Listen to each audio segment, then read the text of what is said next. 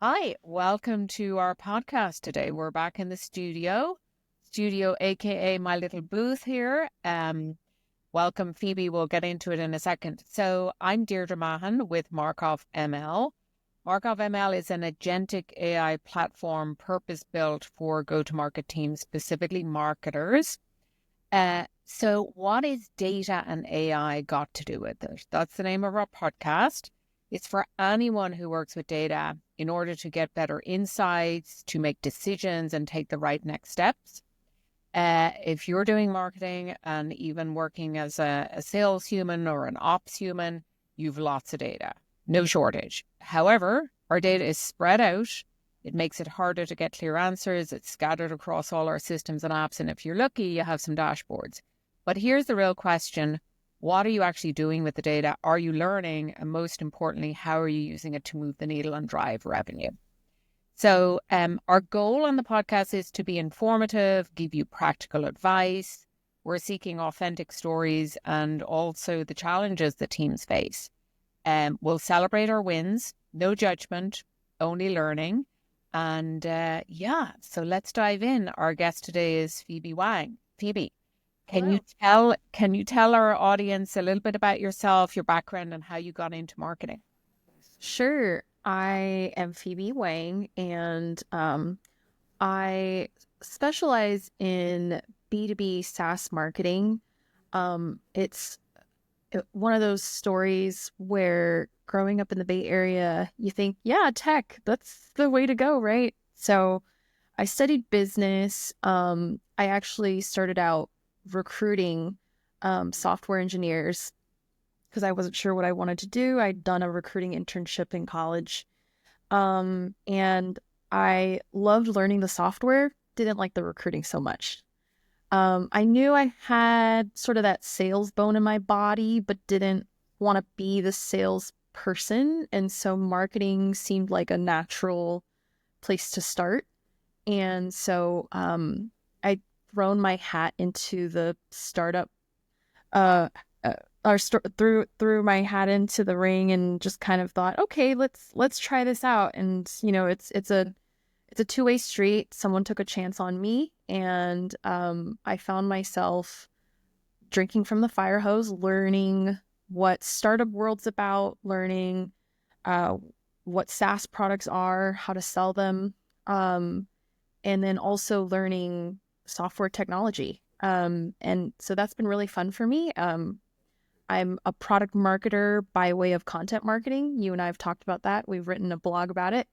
I think there's a really unique transition from content marketing to product marketing. And I really enjoy it. I really enjoy telling stories, asking really tough questions, and helping the business grow. Yeah, I love that storytelling part. And for our audience today, Phoebe's an amazing content producer, creator, lots of great ideas, knows how to engage an audience. So hats off to you for that. All right. So we're going to get into some of our questions. Why is data and information critical to your success? Yeah. Um, Data and information is critical to many jobs. For the product marketer in particular, um, one of the main goals is to first really understand your audience. I mean, everyone at the company should do that, of course.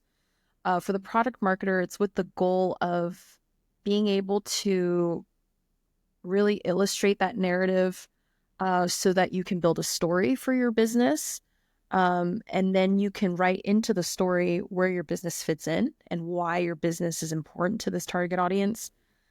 But even taking a step back, that information about who your target audience is so important for as a feedback loop to your coworkers, to the product and engineering team, to the sales team, even sharing that with the executive team as a reminder of, hey, this is the group that you set out to serve, and here's an update on where they are today, what's changed, what looks different, but also what has stayed the same.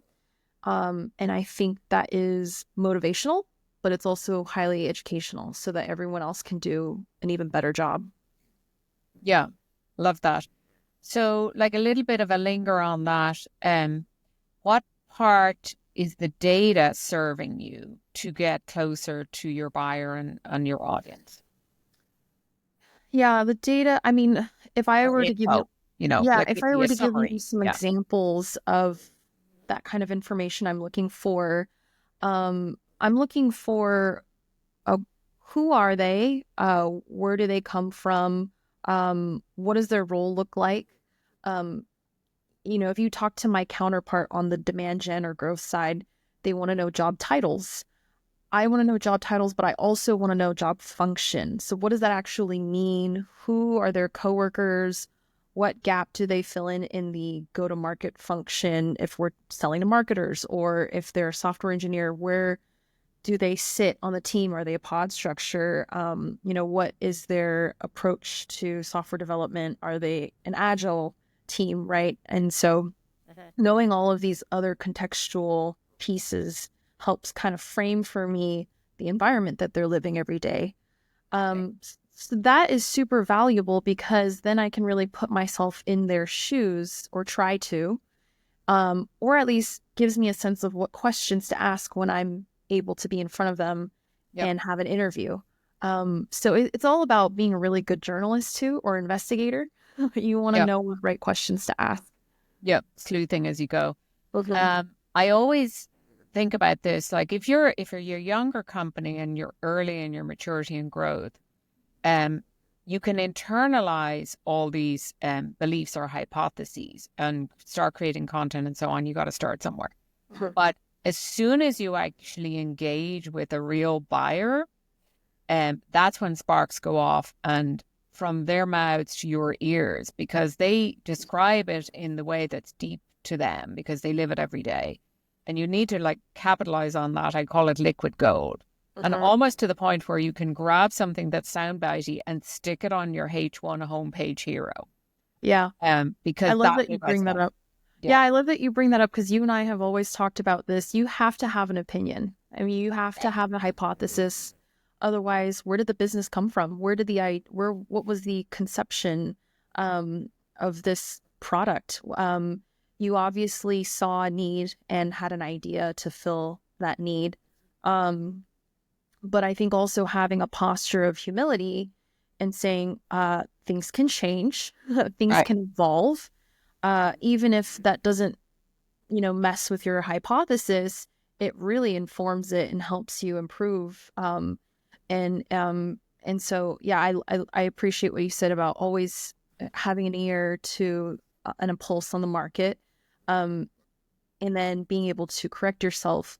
Um, there are ways to do that masterfully in your content as well. There's also on the other side, you don't want to switch back and forth, yin yang all the time. Right. You don't want to rip and replace your branding. But when you hire really great marketers, they're able to really seamlessly transition and grow your business in a direction that you're heading. Yep. Love that. All right. So in your experience, what is difficult about surfacing the right set of data or information that you need? What's the challenge there? I think you spoke to it earlier. You can sit under a pile of data and not Right. know what's the most important thing. I think also, and I hate to give the cop out answer that there's always a balance, but there is in life. There's always a balance. Um, you know, you and I have been in situations where I don't think we're really identifying many KPIs, and we should. And we've also been in the situation where too many KPIs. We need to, Right. distill it down. And so, I think making sure that you understand on your own end, if you have certain KPIs that you're targeting, um, how do we make sure that this is going to motivate the team in the right way? Because if you hit, like, let's say we're optimizing for website visits and we just want to hit, we're a startup, we want to hit 12,000 visitors on the website this month. That's all fine and dandy. And the team will optimize to do that. But does that mean that the traffic you're getting is the right audience? And are they converting? Right. And so it's very important to ask yourself, what really is the end goal? Yeah. start there perhaps and Yep. work your way The backwards. outcome. Yeah. Yeah, I love that. I actually worked at a startup some years ago, and it took a few beats to get there because often the too many KPIs comment you had, Phoebe. I've been in weekly business reviews, and it's like there's 70 KPIs. Do we remember all of Right. them? Pretty sure we don't. So, seeing the wood from the trees. But at this other startup I worked at, they literally had one KPI. And in that case, it was on, the audience will resonate with some of this, which is start trial. Mhm. So then it's up to each individual team or person to think, what are the most important priority things that I need to do to drive towards that?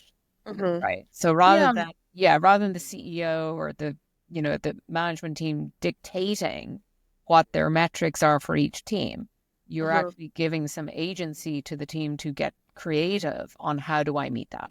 Yeah, and I like that you bring that up. And this is it edges on a tangent, so I won't go too far. But I loved working with you and working at startups that had a VP of marketing because it created this layer of trust that the marketer knew that the person in charge of their team came from marketing and understood what the true goal was for a marketing team. And there would be this layer of trust between our VP of marketing and the C-suite. Okay. So there'd be communication there, but there was more freedom within the marketing team to decide for ourselves what our goals are going to be. Right. So, for example, if I decide, it's 2025, I'd love to hit the gym, I'd love to gain some muscle this year. Um, you know, I get to work with myself or maybe with a personal trainer on what the specific goals might be. Maybe it's I want to eat this amount of protein, or I want to eat, cut down my calories this much. But it's giving yourself the freedom to decide what works for you. But knowing maybe you shared with your friends and family that, hey, I would love to be able to lift this much by the end of the year. They Right. don't need to know all the details of how you're going to get there. Yeah. That you had green juice every morning. Right. Exactly. All right. I love that. All right. This might be sort of like similar to things we've talked about, but comment on this statement. Do you believe it's true, or how would you modify it? I can't do my job without access to real-time data insights. Yeah, this is an interesting question because um the true answer to that for me is I don't agree with it, only because you could make yourself go crazy if you're tethering everything you're doing to real-time data.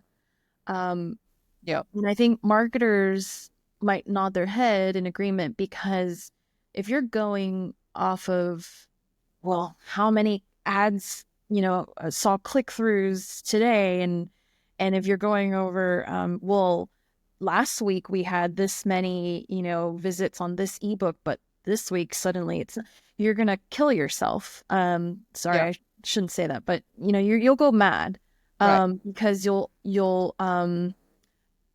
spiral and you'll overcorrect, or you'll focus on this one thing, when we know that in marketing it's the holistic. Yeah. It's the holistic view. And so I think, do I need to have real-time data? Not necessarily, but should I always be checking regularly to make sure my information's up to date? Yes. Yeah. Yeah. Real time. Yeah. We should qualify that. It's not like you're staring at the metrics all day long. You're not going to get much done.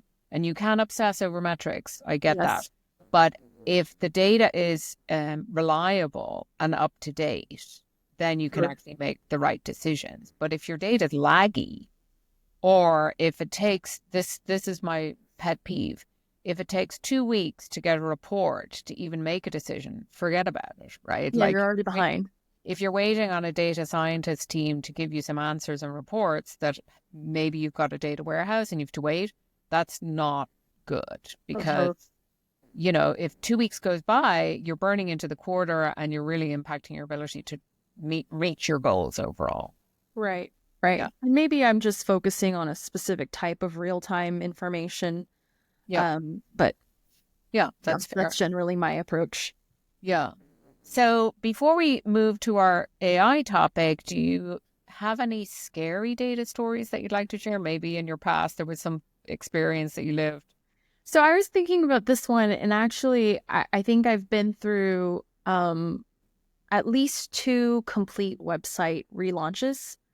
I think maybe they were both with you, maybe a third one previously. Those are always, to me, a big scary data story because you're starting your website. You often can be starting your website from scratch, and so that means SEO is starting again from the bottom. Google's having to take time to scrape your website again, and you're trying to build that domain authority. And it's scary. It can be very scary. You have to do a lot of internal education and remind the stakeholders that don't worry, don't freak out. We haven't suddenly lost all, domain authority. It just takes some time. And then the other scary part of that is it takes sometimes 3 months to gain back, what you used to have. And so those are my scary moments. But what's been affirming is the success in it. And so, when you've studied enough on SEO best practices, website best practices, when you've gotten the right consultants to help you, you'll see the fruit of that labor for sure. Yeah. You're exactly right. And sometimes people in the organization, they want a new website for a variety of reasons, but they're not always thinking about the underlying engine as to how, people find you. They don't realize that, no, it actually takes many, many months for the Google search engines to re-index and to increase your domain authority. And that's not for the faint of heart, right? Especially if you're in a younger company that's desperate, hurry, right? If you're, on your little hamster wheel trying to do as much as you can. So good point. Yeah. Scary times when you're launching a new website. Okay, we'll switch gears. And so the second part of the conversation, we're going to talk about AI, and AI is like just one of those things. It's in every conversation, right? Yeah.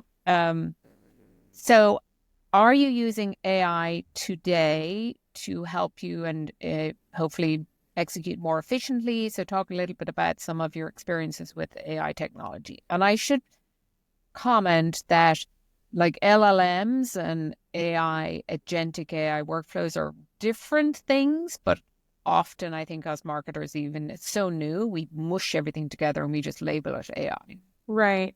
The honest answer is yes. I think even if you don't think that you're using AI, you are. I think that's kind of that. I think you're sort of leading that on in your question too. It's so integrated into software tools these days. Even if you're doing a simple Google search now, you'll notice that the featured snippet is not simply the featured snippet. It's Gemini weaving its way in there, and so.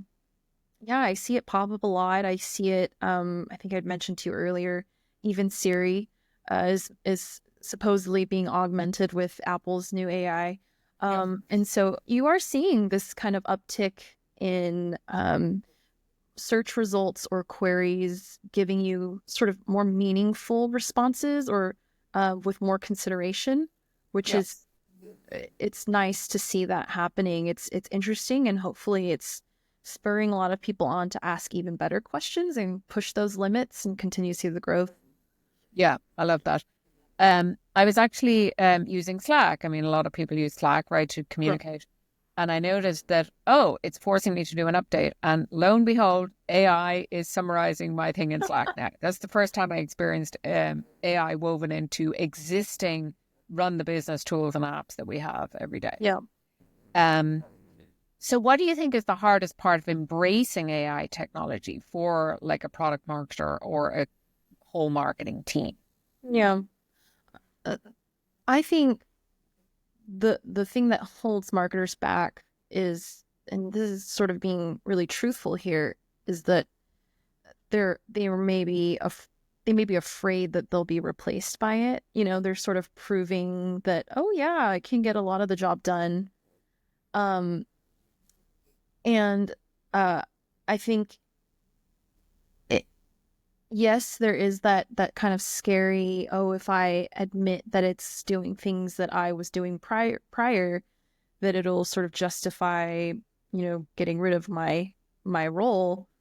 But I think it's actually a huge opportunity for marketers to take the AI tools and then demonstrate what it looks like for the marketer to use it as an asset or use it as an assistant rather Yep. to like show what it means to use the tool to take your skills and just run with it. And so, Yep. the laptop, you mentioned Slack, you're able to communicate with your coworkers much faster. Yep. But that doesn't mean that you that doesn't mean that the FaceTime conversations aren't valuable. It doesn't mean that you yourself don't need to communicate with others over Zoom even. And it doesn't mean that, you know, uh, it doesn't mean that you need to be completely replaced because, oh, the communication could have been figured out. A lot of that is you just showing that, no, it does help remove a lot of the slow work. Yep. And then showing what value you bring that the AI is not, and coupling it together, Yeah. selling it as a package solution. Yeah, I love the point about it's an opportunity. I think it elevates. So you rise above the noisy, repetitive manual tasks. You have AI helping you do the lift there. Doesn't mean you're not checking the end result, right? You still have to be careful what you put out into the world. Right. But it's helping you just move more efficiently and get time back in the day to have some brain space time where you hypothesize and ideate. And honestly, you and I have worked together for a few times now, and we're in startups, and we're always grinding and hamster wheeling, trying to reach those KPIs. And then we always say to ourselves, hang on a minute, we need a meeting to just creatively talk about ideas. So sometimes you forget that that's actually almost the most important thing. So I'm looking forward to having AI help do all that grindy work, as you say. Yeah. And sometimes even in the startup environment, for marketing teams, you're very lean. You're always operating lean. Yeah. I've played the role of both content and product marketer, right? And then you as VP of marketing are also doing marketing ops and demand gen. And so, and what happens in that environment is that, yes, you have each other, but there would have been other people wearing those hats alongside you that you could ping pong ideas with. Yep. What's cool now is that AI can do that. It can be your sounding board. And so you can have conversations with the AI and say, hey, here's what I'm thinking. What are your thoughts? And it's just kind of nice to have that. It's like playing wall ball. You can have that mental exercise, which really helps get the juices flowing. Yeah, I mean, we've always said like marketing is an art and a science, right? The art part is very hard to do it as a lone person. Yeah. Like it needs four eyes are better than two, right? It needs to bounce the ideas off each other, and then sort of like, I always know this when you have a conversation with somebody and you throw out an idea and then it builds upon it. And it's so much more fun and exciting to get in a room and do that as a team or with other people. When you're on your own, not so easy, right? Right. Often if I am operating on my own and something, I'll like get outside the room and I'll go to an art gallery or something, right? Right. It's like getting out in nature and like you can find ideas in lots of places, right? Totally. And you and I have worked with some ad creatives, and we've heard stories about how they'll sit in a room and they're on their sketch pads and they're just so brain fried. So they go play basketball for an hour. Exactly. And then it's, the physical action helps you reduce any stress or anxiety and it makes you more creative. 100%. Yeah. I actually was talking to somebody earlier today, and like we were just talking about all the grindy work, and you're prepping for a meeting, you have a spreadsheet or a Google sheet, and you've had to merge a bunch of tables and columns, and like already wasted an hour on it. Now you have to create some charts. Now you actually have to start creating pivot tables to get some answers in order to prep for the meeting with the finance person or an agency or something. And I talked to her and I said, oh my God, how long did it take? And she said, well, I had to have the intern help me and they probably spent hours on it. And I'm like, there is a capability where you can actually chat with your structured data and interrogate it and get quick answers and charts out of it now with AI. So I'm like, oh yeah, we don't need to do that wrangling of the data in pivot tables anymore. Definitely. So, yeah. Okay. So when you think of sales enablement, because that's a key thing that product marketers do and training, how do you think AI could help there? You know, what's interesting is they have a lot of these AI software services will allow you to build, maybe, I forget what the term is, like a persona or, an AI specific bot for specific things. So you can educate each bot with certain context or a specific tone of voice. I thought it could be interesting to feed a bot with, hey, here's one of the AEs that I work with. This person really likes to emphasize this part of our solution. They find a lot of success with this type of persona. Their geographical region is this. What would you recommend for XYZ? I think it could be a really cool opportunity to build a bot for each rep that you're working with. Oh, I love it. Yeah. Personalized AI app that tailors for the reps preferences. Yeah. Okay. And you could be continuing to fill that bot with more education as things progress, so you could say, hey, today this rep had this really interesting conversation. Now they're concerned about, this offering that we maybe don't have, or something that's coming down the pike on the product roadmap, but, we haven't introduced yet. What would you advise this person to say to this client? I love it. Yeah, it could be a very unique opportunity to do that for sure. Yeah, it just strikes me that because we've done sales enablement together, right? We're sharing with the world that we've worked together a lot, but that's good. That's good. We can finish each other's sentences probably. I know. So one of the hardest parts of sales enablement is salespeople are busy because they want to be selling. They don't want to be sitting being trained. And if you do like one size fits all for the sales team, because your goal is to get them all on the same page so that they amplify the message to the market, but they all have their idiosyncrasies and preferences. But what you just described is a tailored way of training an individual where they're going to be a lot more responsive and engaged because you are speaking to their needs. I love that. By the way, Phoebe will be starting a company on this soon. So if any investors, then I'll take commission. There you go. Yep. You're always full of good ideas. Okay. Don't steal the idea because I'm going to steal it. Yep, that's right. I love that. And that's always been my approach anyway, without the AI, is to sort of like divide and conquer. And I think that's step one to building trust too. Anyone in sales enablement or product marketing is always saying, well, step one is building trust. Well, it's hard to do that if you're treating everyone like the same person. Like a robot. Right. Yeah, it's true. Yeah, you get glazed eyes and then you'll get camera off and then you'll get, I don't want to come to training anymore. Right. You really have to listen to your audience. I agree. Yep. But, it is important because sometimes then they'll come to the meeting and go, wait, we released a new feature? What? Nobody told me. Yeah, it's funny because even if the sales enablement isn't like your run-of-the-mill tips and tricks session, maybe it's, hey, I'm training on this new feature. So in your head, you may think, well, it's the same content. It applies to everyone the same way. I would argue, no, it can be beneficial to present this new feature to smaller groups of AEs. Right.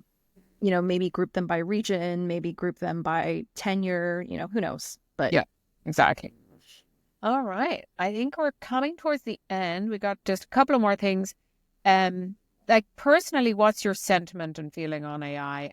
with the practice of marketing? And, I know you'll be honest, but yeah, how do you feel about AI in marketing? We've touched on some of this already. I have touched on it. I'm hopeful about it. I'm seeing, the current market like the landscape of jobs and how it's affecting jobs. So it's not a pretty sight at the moment.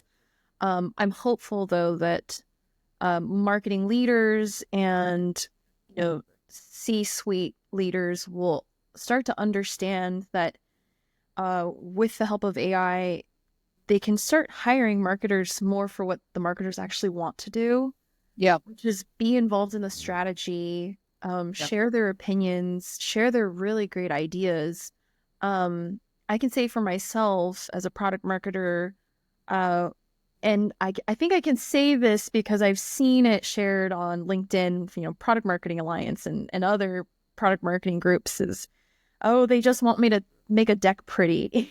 Right. Wow. And so it's one of those things like, hey, this is the opportunity. Use the AI to make it pretty, and then use your bandwidth to talk about strategy, to talk about goals. Or the real content. Yeah. And so I'm hopeful that, this will allow the marketers to do what they want to be doing. Yes, and elevate it. And I mean, I have this quote that I often use: you can teach marketing in a day, but to master it takes a lifetime. So, everybody's a critic because every human on the planet is exposed to marketing. So they think they have their opinion matters, but unless you actually are in the trenches doing the job day in, day out, right? It's a different story. So yes. I think marketers are always thinking left brain and right brain, as you said. And then they're also thinking today, tomorrow, 5 years, 10 years. Right. Yeah. Yeah. Because you can't, if you only focus on this week, this month, and you sort of take your eye off the long game, then wake up, your competitors nipping at your heels. What just happened? Missed that. Right. Yeah, right. Oh, it's right. really hard. Anyway, we know it and we've lived it. Yeah. All right. So any parting words of wisdom for our audience and listeners today? Continue to be encouraged, and I hope that you're also giving yourself the space to be creative in your personal life. Like you and I had sort of touched on information and AI, not just in the professional world, but in your own personal life. And, I mentioned, I think I said this to someone earlier this morning, actually, like when cars were invented, yes, they're great. I still use them today. It takes me places that I wouldn't be able to go on my own, but I still think it's important to go for walks. And, and so give yourself the space to, if you're going to use AI to take care of the stuff you don't want to be doing at work or don't want to be bogged down by, give yourself the space though to slow down, and be creative. Allow yourself the opportunity to be slow in other parts of your life. There's beauty to that. There's beauty to the ritual of sudden epiphany. Yeah, love that. Yeah. Great. Well, thank you so much for your time today, Phoebe. I enjoyed it. Hopefully you did too. And hopefully the audience learned something fun and interesting. So thank you for inviting me. And everyone. Yeah. Okay. Bye-bye. Bye.